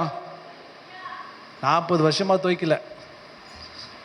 சோத்திரம். என்னைக்கு புறப்பட்டானோ அது பழசா போகல, அதனால் எவனும் துவைக்கவே இல்லை. அல்லேலூயா. 40 வருஷம் ஒரே ஸ்மெல்லு. என்ன அனுபவம் என் வாழ்க்கையில் நான் அனுபவத்தில் பார்த்துட்டேங்க. இதெல்லாம் நடக்காதுங்க. இது பிறகு நான் பார்த்தோம், இதில் எனக்கு இதெல்லாம் தெரியாதுங்க, வராதுங்க. எனக்கு இருந்தாலும் ஆகாதுங்க, எனக்கு கணக்கு வராதுங்க, எனக்கு ஹிஸ்ட்ரி ஜாகிரஃபி வராதுங்க. பசங்க அதுவும் பெரியவங்க, ஐயோ எனக்கு அதெல்லாம் வராதுங்க, ரொம்ப கஷ்டங்க, அதெல்லாம் முடியாதுங்க, அவ்வளோதாங்க. 40 வருஷமாக போட்டிருக்க ட்ரெஸ்ஸே போட்டு உட்காந்துருக்குறேன். அல்லேலூயா. 30 வருஷமாக அதே ட்ரெஸ்ஸு, அதே முணுப்பு, நிறைய ட்ரெஸ்ஸில் நிறைய ட்ரெஸ் இருக்குது. அதெல்லாம் அந்த தனியாக சப்ஜெக்ட். அது துக்க ஆடை போட்டுட்டு இருந்தாங்களாம். சில பேர் தாழ்மையின் ஆடை தாழ்த்திக்கிறது. நான் ஒன்றுமே இல்லை, உதவாதவ, சரியில்லாதவ, ஆகாதவ, பொல்லாதவ, போகாதவ, நான் இன்னும் ஏன் பிறந்ததே சரியில்லை, நான் வாழ்ந்ததே சரியில்லைன்னு அப்படி சொல்லிட்டு சொல்கிறது. அந்த துக்க வஸ்திரம் தரிச்சிட்டு உட்காந்துருக்குது, தரித்திர ட்ரெஸ்ஸை போட்டு உட்காந்துருக்குது. அப்புறம் இந்த வஸ்திரம் போட்டுருக்குது, என்னமோ பல வஸ்திரங்கள் இருக்குது. நம்ம ஆண்டவர் போட வேண்டியது துதி நாடை. ஆமாம், நியூ ட்ரெஸ் துவைச்சி போடுங்க. போன துதியை நீங்கள் எடுத்து போட்டு இந்த வாட்டி புதுசாக துதிங்க, புது பாட்டை பாடுங்க, பாடி துதித்து அவருக்குள்ளே சந்தோஷப்படுவது. அப்போ ட்ரெஸ்ஸை அந்த துதிக்கிற துதிக்குள்ளே போங்க. அப்புறம் உங்களை தயார்படுத்திக் கொள்ளுங்கள். ஹல்லேலூயா. அப்போ இதுதான் பரிசுத்தம். அப்போ விசுவாசத்தை சரிப்படுத்துகிறது தான் பரிசுத்தம். வாசியுங்கள், யாக்கோபு எழுதின புத்தகம் 4ஆவது அதிகாரம் 7-8 வசனம்.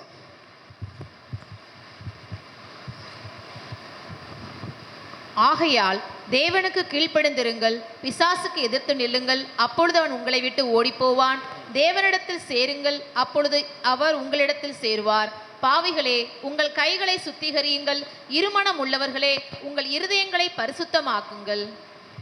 ஹல்லேலூயா. இங்கே பரிசுத்தம் என்ன சொல்லப்படுது?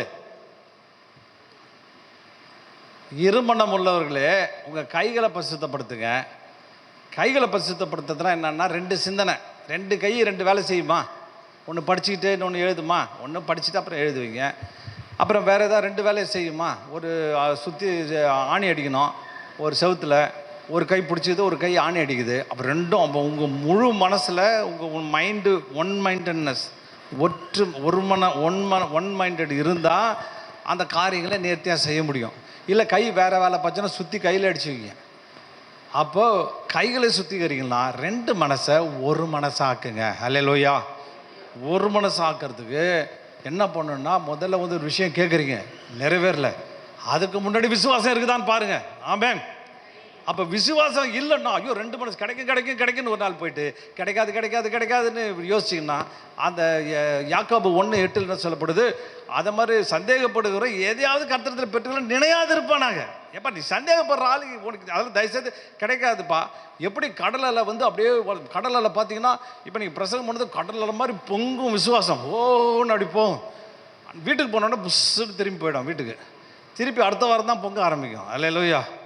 இப்படி பொங்கி வாழ்நாளெலாம் பொங்கிக்கிட்டே இருக்குது. ஒன்றும் பொங்க மாட்டேங்குது, ஒன்றும் சரி வர மாட்டேங்குது. அப்போ கடலில் மாதிரி இருக்க இதுக்கு ஒப்பாக இருக்கிறான். அதனால் ஒரு மனசாக மாறுங்க. அல்லேலூயா. பரிசுத்தம் இந்த இடத்துல சொல்லப்பட்டதுன்னா, விசுவாசத்தை அவிசுவாசத்தை எடுத்து போட்டு விசுவாசம் சுத்திகரிக்கப்படுகிறது. அல்லேலூயா. இப்போ நான் ஒரு இடத்துல தங்கியிருந்தேன், ஒரு இடத்துல வேலை செஞ்சுட்டு இருந்தேன். அப்போ வேலை செஞ்சுட்டு இருக்கும்போது அங்கே நிறைய கதைகளை சொல்லுவாங்க. அது என்ன, அதில் ஒரு கதை சொன்னாங்க. என்னன்னா, ஒரு பையன் ஆடு மேய்ச்சிட்டு இருந்தானா. ஆடு மேய்ச்சிட்டு இருக்கும்போது அவன் ஏதாவது சும்மா விளையாட்டுக்கு குச்சி எடுத்து குத்திக்கிட்டே இருந்தானோ. குத்திட்டு இருந்தாக்க டங்குன்னு சவுண்டு கேட்டுச்சான். என்னடா டங்குன்னு சவுண்டு கேட்குதான்ட்டு தோண்டி எடுத்தா இவ்வளோ பெரிய தாம்பால தட்டு கிடச்சிதான். கிடச்சா கருப்பாக இருந்துருக்குது. பார்த்தேன் சரி நல்லதாக போச்சு, நம்ம இந்த டயர் வண்டி உருட்டி விளையாடுவோம், இந்த தாம்பால தட்டு கிடச்சான்ட்டு உருட்டி விளையாடிட்டு இருந்தானோ. அப்படியே ஆடு மேய்ச்சிக்கிட்டு வீட்டுக்கு வந்துட்டானோ. வீட்டுக்கு வரும்போது அந்த பக்கத்து வீட்டுக்காரர் என்ன செஞ்சார், டேய் இது என்னடா தாம்பால தட்டு வச்சுருக்கிற, குர்ரா 5 பைசா தரேன்டா. அப்போத்தைய மதிப்பு உண்மையில் நடந்தது. 5 பைசா கொடுக்குறான், 10 பைசா என்னமோ 10 பைசா கொடுக்குறேன், இந்த தாம்பால தட்டை குர்ரா, என்னது ஆடு குடிக்கிற தண்ணி தொட்டிக்கு மூடி இல்லை, நீ குர்றான். அவனுக்கு 10 பைசா கிடச்சது பெரிய விஷயம். ஏன்னா அவனை போய் கமர் கமெண்ட்டில் வாங்கி தரலான்னு அவன் அதுக்கிட்ட கொடுத்துட்டான். அவர்கிட்ட கொடுத்துட்டு 10 பைசா வாங்கி சந்தோஷமாக ஓட்டான். இதை பக்கத்து வீட்டுக்காரன் பார்த்தான். என்னடா இது, சும்மா என்னமோ சம்திங் டிஃப்ரெண்ட்டாக இருக்குதே, அந்த ஓரம் ஒரு மாதிரி இருக்குதே அப்படின்னு சொல்லி அவன்கிட்ட போயிட்டு, டேய் நான் வந்து 10 ரூபா ஒரு ரூபா தரேன், இந்த தட்டை என்கிட்ட கொடுத்துறியான்னு கேட்டான். எனக்கு தேவை. 1 ரூபாவா, ரொம்ப சந்தோஷம், 90 பைசா லாபமாச்சுன்னு அவன்கிட்ட கொடுத்துட்டான். இவன் எடுத்துகிட்டு போனான், கதவை சாத்தினான். அல்லேலூயா. எல்லாம் ஜன்னலில் சாத்தினான், சின்ன விளக்க வச்சுக்கிட்டான், ஒரு நல்ல பட்டை சொன்ன உப்புத்தாள் எடுத்துக்கிட்டான். இப்படி முனையிலேருந்து தேய்க்க ஆரம்பிக்கிறான். தேய்க்க துருலாம் அப்படியே கொட்டிக்கிட்டே இருக்குது, துருலாம் போயிட்டே இருக்குது. அப்படி திருந்தான் பல பலன்னு தங்கத்தட்டு. அல்லேலூயா. தூக்கம் வருமா? 5 பவுனுக்கே இப்படி என்னவோ யோசிக்கிறீங்க. ஒரு தாம்பால தட்டு, ஒரு 5 கிலோ தட்டு எப்படி இருக்கும்? அம்மாமாருங்க யோசிங்க, உங்களுக்கு தான் நல்லா கற்பனை வரும். அப்போ உட்காந்து தேய்க்க ஆரம்பித்தான். சும்மா பல பல பல பல பல தங்க தட்டு கொஞ்சம் கொஞ்சமாக உடச்சி விற்று அதை தெருவே விலைக்கு வாங்கினானா. அல்லேலூயா. உங்கள்கிட்டயும் ஒரு தாம்பால தட்டு இருக்குதுங்க, வச்சுருக்கீங்களா?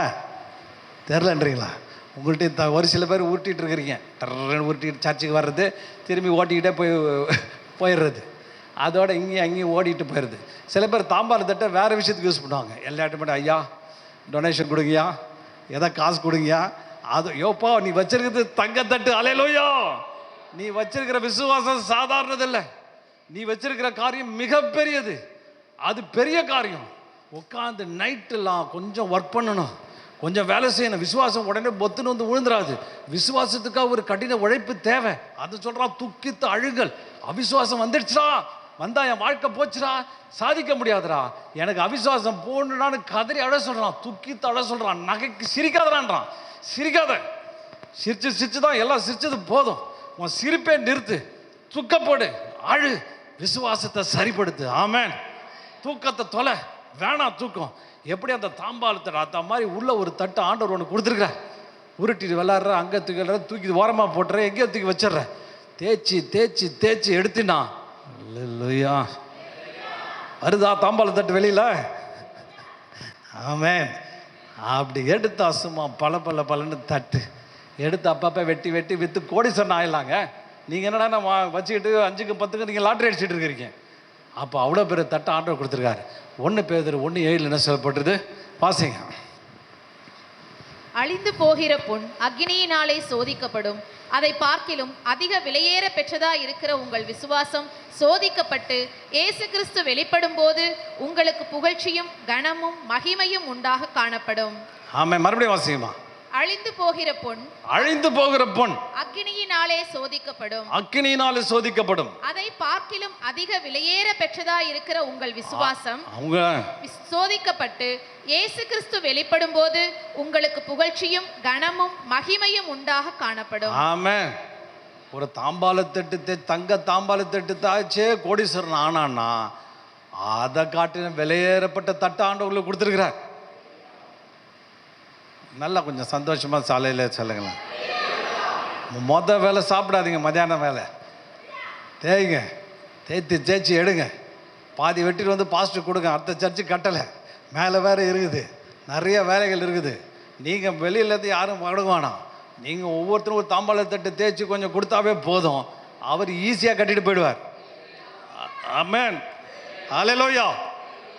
அப்போ பாருங்கள், அந்த விசுவாசத்தை அக்கினியை போட்டு பொண்ணை இது பண்ணுறாரு. நான் இந்த ஒரு நெட்டில் தெரியாத பார்த்தேன், எப்படி தங்கத்தை இது பண்ணுறான்னு பார்த்தா 2 லோடு இந்த தங்கம் வந்து மண்ணில் கலந்துருக்கும். தங்கம் எடுத்தோடனே அப்படியே தாம்பாள தட்டு மாதிரி வேறு கட்டி கட்டியெல்லாம் வராது. தங்கம் வந்து மண்ணில் கலந்துருக்கும், இல்லைன்னா ஆற்றுல வரும், தண்ணியில் கலந்துருக்கும், ஒருவேளை மண்ணு கூட கொஞ்சம் ஜாஸ்தி கலந்துருக்கும். அது என்ன செய்வாங்க, அதை பொடியாக்கி கழுவுவாங்க. கழுவி கழுவி கழுவி எடுத்தால் அதில் தங்கம் கிடைக்கும். அதுக்கப்புறம் அதை உருக்கணும் 2 வேலை. அப்படி அதாவது 2 லாரி மண்ணை போட்டு அலசினா ஏதோ 6 கிராம் தங்கம் கிடைக்குதான். அல்லேலூயா. ஆமாம். நான் 2 லாரியான்னு? ஆமாங்க, 2 லாரி அலசினதுக்கு 6 கிராம் தங்கம், அதை விட விலை ஜாஸ்தி. ஆமேன். உட்காந்து அலசினீங்கன்னா ஆமேன், அலச அழுக்கெல்லாம் போகணும். அவமானம், நிந்த, அவிசுவாசம், குழப்பம், பொறாமை, காலைல பொறாமையை பற்றி பார்த்தோம், பொறாமை, இதெல்லாம் போகும். போக போக போக போக அப்படின்னா ஒரு தூள் கிடைக்கும், ஒரு கையளவு கிடைக்கும். உருக்குனீங்கன்னா அப்படியே தங்கமாக மின்னும். ஆமென். அதை காட்டிலும் பொங்கலை காட்டிலும் மேலான விசுவாசம். ஆமென். இந்த உலகத்தில் பொண்ணை வச்சு தான் எல்லாத்தையும் நிர்ணயம் பண்ணுறாங்க. நாட்டோட பொருளாதாரமே பொண்ணை வச்சா நிர்ணயம் பண்ணியிருக்குது. இந்த பரலோகம் விசுவாசத்தை வச்சு நிர்ணயம் பண்ணியிருக்கு. என்னங்க இவ்வளோ கஷ்டமான, ஏதோ போந்தால் லக்குன்னு தூக்கிட்டு போகலான்னு பார்த்தா என்ன இவ்வளோ கஷ்டமாக சொல்கிறீங்களே அப்படின்ற மாதிரி இருக்குது. அல்லேலூயா. இதுதான் வழி, வேறு வழி கிடையாது. அல்லேலூயா. நம்ம பாஸ்ட்டு பாருங்க, அப்படி உருக்கி தான் அவ்வளோ தூரம் அவர் கட்டிருக்கிறார். ஆமென். சோத்திரம். எவ்வளோ அலசியிருப்பார், எவ்வளோ உருக்கியிருப்பார், எவ்வளோ போட்டு புடம் போட்டிருப்பார். 30-40 வருஷமாக அதை போட்டு தங்கத்தை போட்டு உருக்கி இறுக்கி இவ்வளோ பெருசு அவர் செஞ்சிட்ருக்காரு. அவர் விசுவாசத்தை ஸ்ட்ரென்த்தை, விசுவாசம்தான் எல்லாத்துக்கும் மூல காரணம். விசுவாசத்தினால தான் உலகமே கட்டமைப்பே இருக்குது. உன் வாழ்க்கையுடைய கட்டமைப்பு உன் விசுவாசத்தை சார்ந்ததாக இருக்கிறது. அதுதான் சொல்கிறான், பரிசுத்தப்படுத்துங்கன்னா அந்த அழுக்கு அவிசுவாசத்தெல்லாம் நீக்கி போட்டு விசுவாசத்தினால நீங்கள் கொண்டு வரும்பொழுது நீங்களை சாதிக்கிறவளாய் தேவன் மாற்றுகிறார். ஹல்லேலூயா. கடைசி ஒரு பாயிண்ட்டை பார்ப்போம். சோத்திரம். அந்த யோசுவா 3வது அதிகாரம்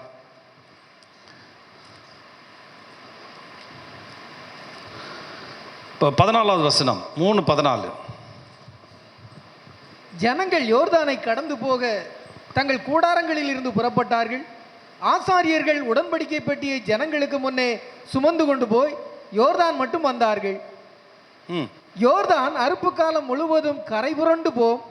பெட்டியை சுமக்கிற ஆசாரியர்களின் கால்கள் தண்ணீரின் ஓரத்தில் பட்டவுடனே மேலே இருந்து ஓடி வருகிற தண்ணீர் நின்று சார்தானுக்கு அடுத்த ஆதாம் ஊர் வரைக்கும் ஒரு குவியலாக குவிந்தது.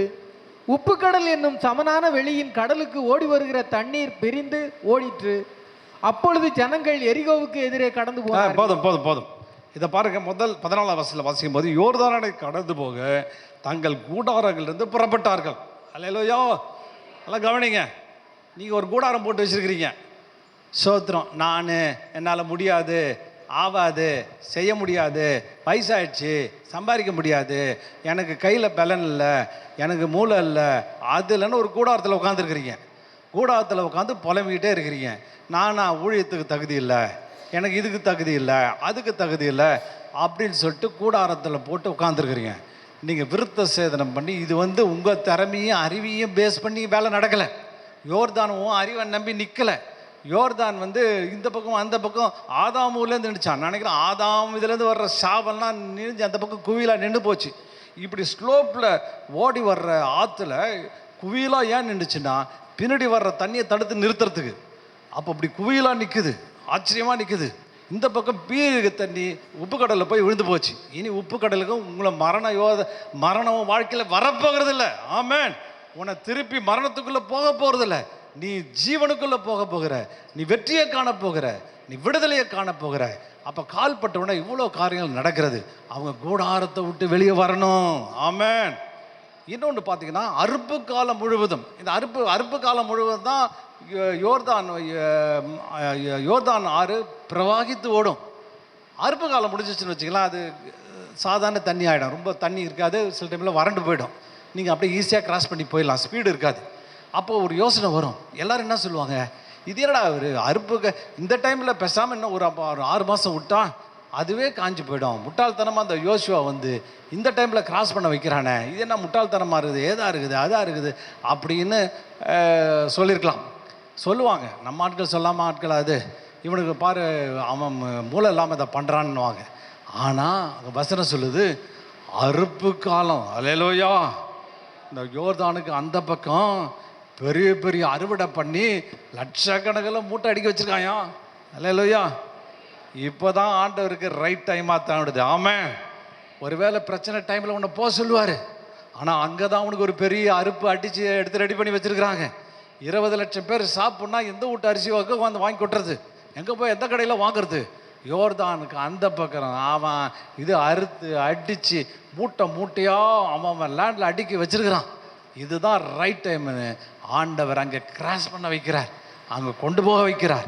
அவன் கிராஸ் பண்ணி அந்த பக்கம் போகும்போது ஒரு பெரிய புதையல், ஆமென், ஒரு பெரிய காரியத்தை அவர் பெற்றுக்கொள்கிறார்கள், எடுத்துக்கொள்கிறார். ஈசா கூட பார்த்தீங்கன்னா பஞ்சகாலத்தில் தான் இப்போ வெதறான்றார்.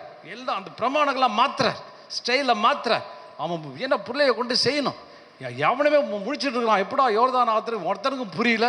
இவனுக்கு என்னமோ சும்மா வாக்கிங் போகிறானுங்க, யோர்தான் ரிவரில் வாக்கிங் போயிட்டு இருக்கான் இஸ்ரவேல் ஜனங்கள். ஹல்லேலூயா. ஆமென். யான்கிற நிறைய என்ன பார்க்குற என் ஃப்ரெண்ட்ஸுங்களும் சொல்லுவாங்க, எங்களை விட உனக்கு பிரச்சனை ஜாஸ்தி, ஆனால் ரொம்ப கூலாக இருக்கிற, ரொம்ப ஈஸியாக இருக்கிற, நீ பாட்டு மேலே போயிட்டே இருக்கிறிய அப்படின்னு சொல்கிறாங்க. ஹல்லேலூயா. காரணம் நமக்குள்ளே இருக்கிற ஆண்டவர் பெரிய ஆண்டவர். ஆமென். நாம் சாதிக்கத்தக்கதாக தேவன் உதவி செய்கிறார். அப்போ அந்த யோர்தான், மரண யோர்தானை எளிதாக கிராஸ் பண்ணாங்க. இந்த உலகத்தில் ஆட்களால் கடந்து போக முடியாது, உனக்கு அது எளிதாய் மாற்றி தருகிறார். ஆமென். கூடாரத்தை விட்டு வெளியில் வா. என் பிரச்சனைக்கு காரணம் என் மாமியார்ன்ற மாமனார்ன்ற அவன்ற இவன்ற, இது சரியில்லைன்ற அது சரியில்லைன்ற, ஊர் உலகத்தை சரியில்லைன்ற அது சரியில்லைன்ற, ஒரு வேளை வெள்ளம் வந்து எல்லாம் அடிச்சுட்டு போச்சு. இப்போ இந்த கதையெல்லாம் கேட்கும்போது எனக்கு இவ்வளோ பாதிப்பு இருக்குன்னு தெரியாது. பாருங்கள், போன வாரம் உங்களுக்கு சபையாக நடக்கலை, நிறைய அம்மாமார் சொல்கிறாங்க வீட்டுக்குள்ளே தண்ணி வந்துச்சு, அது வந்துச்சு, இது வந்துச்சுன்றாங்க. சோத்திரம், யோர்தான் வீட்டுக்குள்ளே வந்துடுச்சு. அல்லேலூயா. இனிமே தான் ஆண்டவர் ஒன்று உயர்த்த போகிறார். என்ன அப்படி சொல்கிறீங்க? நல்ல தைரியமாக சொல்லுங்கள். பொருள்லாம் போயிடுச்சா? பரவாயில்ல, பழைய டிவி பழைய கட்டெல்லாம் போயிடுச்சு, எல்லாம் புது கட்டில் கொடுக்கணும் ஆண்டவர் விரும்புகிறார். ஆமென். எல்லாம் புதுசாக, புது பிராண்ட் நியூ, எல்லாம் பெரிய பெரிய கட்டில், பெரிய பெரிய காரியங்களை தேவன் உங்களுக்கு புதுசுப்படுத்தி தரும்படி விரும்புகிறார். விசுவாசம் இருக்கா? அதை தான் தேவன் எதிர்பார்க்கிறார். இப்போ விசுவாசம் எங்கப்பா அப்படின்றார். விசுவாசம் இருக்கிட்டு நான் செய்கிறேன்றார். அவர் ரெடி ஆகிட்டார், ஆண்டவர் ரெடி ஆகிட்டார். விசுவாசத்தோடு புறப்படுங்க, கூடாரத்தை விட்டு வெளியே வாங்க, உங்களுடைய எண்ணெய் சிறையிலேருந்து வெளியில் வாங்க. சில பேருக்கு என்ன சிறை? கவலையிலே காப்பி குடிச்சிட்டு, கவலையிலே இங்கே வந்து, கவலையிலே வசனத்தை கேட்டு, கவலையிலே பாட்டு பாடி, கவலையிலே போய் மதியான சாப்பாடை சாப்பிட்டு கவலையிலே படுத்துறது. அடுத்த வாரம் வரையிலும் கவலை போயிட்டே இருக்குது. அல்லேலூயா. இது விசுவாசம் கிடையாது. ஆமென். ஆண்டவர் நம்முடைய விசுவாசத்தை உடன்படிக்கை பரிசுத்தப்படுத்திக் கொள்வது, உங்களுடைய விசுவாசத்தை சரிப்படுத்திக் கொள்வது, அவிசுவாச எண்ணங்களை எடுத்து போடுவது, அவிசுவாசத்தை துரத்தி போட்டு முழு விசுவாசமாய், ஆண்டவர் அற்புதம் செய்கிற விசுவாசமாய் அவர் சொல்லுகிறார். அவர் சொல்கிறாரு, இன்றைக்கு அற்புதம் செய்யுங்க, நாளைக்கு என்ன செய்வேன்? நல்லா சொல்லுங்க எல்லாரும். அல்லேலூயா. இன்றைக்கு பரிசுத்தப்படுத்திக் கொள்ளுங்க, நாளைக்கு என்ன செய்வேன்? ஆனால் எபிரேய பாஷையில் அப்படி வரல. ஒரு இடத்துல நிறைய 10 வார்த்தைகள் பார்த்து இன்னைக்கு பரிசுத்தப்படுத்தி இன்னைக்கு அற்புதம் செய்யணுன்றார். எத்தனை பேர் விசுவாசிக்கிறீங்க? ஆமென். இன்னைக்கு சரியா பரிசுத்தப்படுத்தினா வீட்டில் உங்களுக்கு அற்புதம். ஆமென். ஒருவேளை இங்கே நடக்கும், இப்பவே நடக்கும். அது சொல்லு ஒரு இடத்துல இப்போ நவ் அப்படின்னு போடுது. இன்னைக்கு பரிசுத்தப்படுத்து, இன்னைக்கே அற்புதம் பண்றான் ஆண்டவர் சொல்றார். இன்னொரு இடத்துல போடுறது, இன்னொரு 4 கால் போட்டிருக்குது. இது எப்படியோ உங்களுக்கு அற்புதம் நடக்க போகிறது. ஆமென். அந்த 4 என்ற வார்த்தை நம்மால் தமிழில் சேர்த்து விட்டான். அந்த 4 என்ற வார்த்தை அதில் அப்படி வரல. இன்னைக்கு அற்புதம் செஞ்சால் இப்போவே கிடைக்குது, நாளைக்கு கிடைக்குது, நாளைக்கு நிறைய கோர்வையாக போடுறான். அதனால இன்னைக்கு அற்புதத்தை எதிர்பாருங்கள். ஆமென். முதல்ல செய்ய வேண்டியது என்ன? பரிசுத்தப்படுது. எதை பரிசுத்தப்படுதுனா? இருதயத்தையா? விசுவாசத்தை, இருதயத்துக்குள்ள இருக்க விசுவாசத்தை. அல்லேலூயா.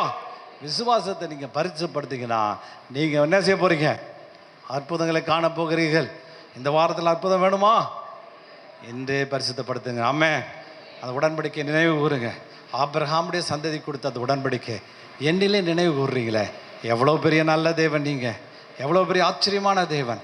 இந்த விசுவாசத்தோடு கூட நான் புறப்பட்டு போகிறேன், இந்த விசுவாசத்தோடு என் வீட்டுக்கு புறப்பட்டு போகிறேன். அது யோர்தானை கடந்த தேவன் இந்த வெள்ளத்தை சரி பண்ண மாட்டாரா? இந்த வெள்ளத்தில் ஏற்படுத்தப்பட்ட இழப்பை மாற்றி கொடுக்க மாட்டாரா? இந்த பலவீனத்தை மாற்ற மாட்டாரா? இந்த சுகவீனத்தை மாற்ற மாட்டாரா? இந்த சூழ்நிலையை மாற்ற மாட்டாரா? வேலை இல்லைன்ற பிரச்சனை எனக்காக ஒரு வேலையை ஆயத்தப்படுத்த மாட்டாரா? அவர் செய்ய மாட்டாரா? அவரால் முடியும். ஆமென். விசுவாசம் இருக்கு அவங்கள்ட்ட. அதுதான் $1 பில்லியன் கொஸ்டின். சரி, நம்ம எழுந்திருப்போம்.